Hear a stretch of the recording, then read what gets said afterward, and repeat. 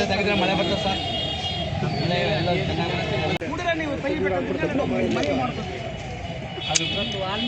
ನಮಸ್ಕಾರ, ನನ್ನ ಹೆಸರು ಎನ್ ಮುದಿಮಲ್ಲಯ್ಯ ಅಂತೇಳಿ, ಅಖಂಡ ಕರ್ನಾಟಕ ವಾಲ್ಮೀಕಿ ನಾಯಕರ ಒಕ್ಕೂಟದ ಜಿಲ್ಲಾಧ್ಯಕ್ಷರು.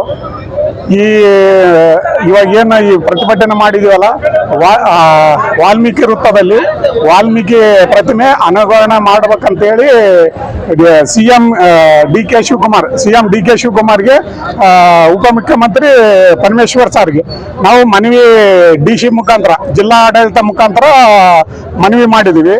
ಕೂಡಲೇ ಇದು ಏನೈತಿ ಈ ಜುಲೈ ತಿಂಗಳೊಳಗೆ ಅನಾವರಣ ಮಾಡ್ಬೇಕಂತೇಳಿ ನಾವು ಮನವಿ ಮಾಡ್ತಾ ಇದೀವಿ.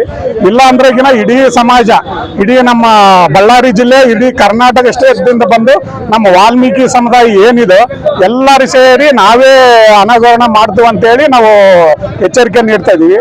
ಯಾವುದೇ ಕಾರಣಕ್ಕೆ ಈ ನಿರ್ಲಕ್ಷ್ಯ ಮಾಡಬಾರ್ದು ಅಂತೇಳಿ ನಾವು ಏನಿದೆ ಗೌರ್ಮೆಂಟ್ಗೆ ಎಚ್ಚರಿಕೆ ಕೊಟ್ಟಿದ್ದೀವಿ. ಅವರು ಎಚ್ಚರಿಕೆ ತಗೊಂಡು ಗೌರ್ಮೆಂಟು ಏನಿದೆ ಈ ಜುಲೈ ತಿಂಗಳೊಳಗೆ ಅನಾವರಣ ಮಾಡಲೇಬೇಕಂತೇಳಿ ನಾವು ಮನವಿ ಮಾಡ್ತಾ ಇದೀವಿ. ದಯವಿಟ್ಟು ಯಾರೇ ಆಗಲಿ, D K Shivakumar sir, CM ಸಾರು, ಉಪಮುಖ್ಯಮಂತ್ರಿಗಳು, ಆಮೇಲೆ ಏನಿದ್ದಾರೆ ಎಲ್ಲ ಶಾಸಕ ಮಿತ್ರರು ಎಲ್ಲರೂ ಸೇರಿ ಈ ಜುಲೈ ಲಾಸ್ಟ್ ಎಂಡಿಂಗ್ ಎಲ್ಲ ನೀವು ಅನಾವರಣ ಮಾಡ್ಬೇಕಂತೇಳಿ ನಮ್ಮ ವಾಲ್ಮೀಕಿ ಸಮುದಾಯದ ಎಲ್ಲ ಪಕ್ಷಾತೀತವಾಗಿ ಮನವಿ ಮಾಡ್ತಾ ಇದೀವಿ. ಮಾಡಿಲ್ಲ ಅಂದ್ರೆ ಎಲ್ಲ ನಮ್ಮ ವಾಲ್ಮೀಕಿ ಸಮುದಾಯದ ಎಲ್ಲ ಜನಾಂಗ ಸೇರಿ ನಾವೇ ಮಾಡ್ತೀವಿ ಅದನ್ನ. ಹೌದು, ಸರ್ಕಾರ ಅವಮಾನ ಮಾಡಿದೆ ಅಂತೀರಾ? ಹೌದು, 100% ಇವಾಗ 6 ತಿಂಗಳಿಂದ ನಮ್ಮ ವಾಲ್ಮೀಕಿ ಸಮುದಾಯಕ್ಕೆ ಅವಮಾನ ಮಾಡ್ದಂಗೆ ಇದೆ. ಏನು ಬೇರೆ ಅದರಲ್ಲಿ ಪ್ರಶ್ನೆ ಇಲ್ಲ.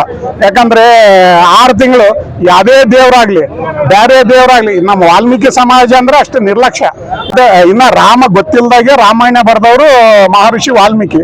ಆದ್ರ ಸತೆ ಆದಿಕವಿ, ಇಡೀ ಪ್ರಪಂಚಕ್ಕೆ ಆದಿಕವಿ. ಆದ್ರ ಸತೆ ಇಷ್ಟವರೆಗಾಗಿ ಯಾರಿಗೆ ಒಂದು ಕಿಂಚಿತ್ತು ಕಾಳಜಿ ಇಲ್ಲ.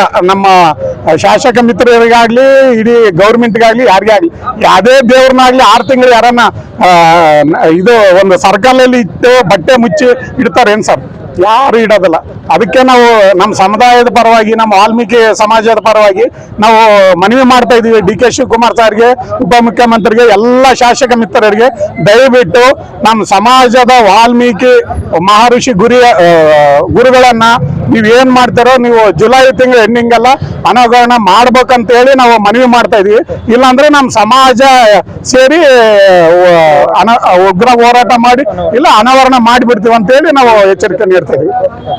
ಇವತ್ತಿನ ದಿವಸ ಹೇಳಿದಾರೋ ಅದು ಸತ್ಯ. ಈಗ ನಾವೇನು ಹೇಳ್ತಾ ಇದೀವಿ ಅಂದ್ರೆ, ಇಡೀ ನಮ್ಮ ಜಿಲ್ಲೆಯಲ್ಲಿ 90% ವಾಲ್ಮೀಕಿ ಸಮಾಜದ ಮುಖಂಡರು ಇದ್ದಾರೆ. ಎಲ್ಲ ಪ್ರತಿಯೊಂದು ಹಳ್ಳಿಗಳಲ್ಲಿ, ನಗರ ಪ್ರದೇಶಗಳಲ್ಲಿ ಕೂಡ ವಾಲ್ಮೀಕಿ ಸಮಾಜದವರು ಇದ್ದಾರೆ. ಇವತ್ತಿನ ದಿವಸ ಎಲ್ಲ ನಮ್ಮ ವಾಲ್ಮೀಕಿ ಸಮುದಾಯಕ್ಕೆ ತುಂಬಲಾರಂತ ನಷ್ಟ, ಅವಮಾನ, ತಲೆ ಎತ್ಕೊಂಡು ತಿರುಗಾಕಾಗಲ್ಲ. ಯಾಕಂದ್ರೆ ಈ ರಾಜಕೀಯದ ಇದರಲ್ಲಿ ಪ್ಯೂರ್ಲಿ ರಾಜಕೀಯ.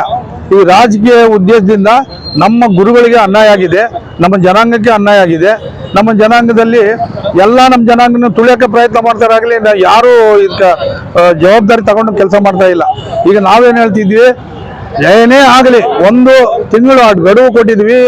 ಆ 1 ಜುಲೈ ತಿಂಗಳ ಒಳಗೆ ಏನೇ ಕ್ರಮ DC ಸಾಹೇಬರು, ಆಡಳಿತ ಮಂಡಳಿದವರು ಏನಾದರೂ ಕ್ರಮ ತಗೊಂಡ್ರೆ ಓಕೆ.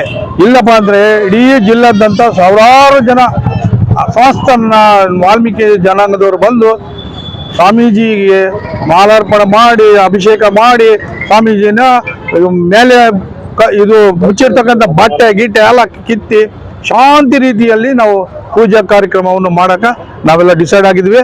ನಾವು ಯಾರಿಗೆ ಬೈಬಿಡ. ಯಾಕಂದ್ರೆ ಈಗ ಸ್ವಾಮೀಜಿ ನಾವೇನು ಒಳ್ಳೆ ಕೆಲಸ ಮಾಡೋದು, ಕೆಟ್ಟ ಕೆಲಸ ಅಲ್ಲ ಇದು.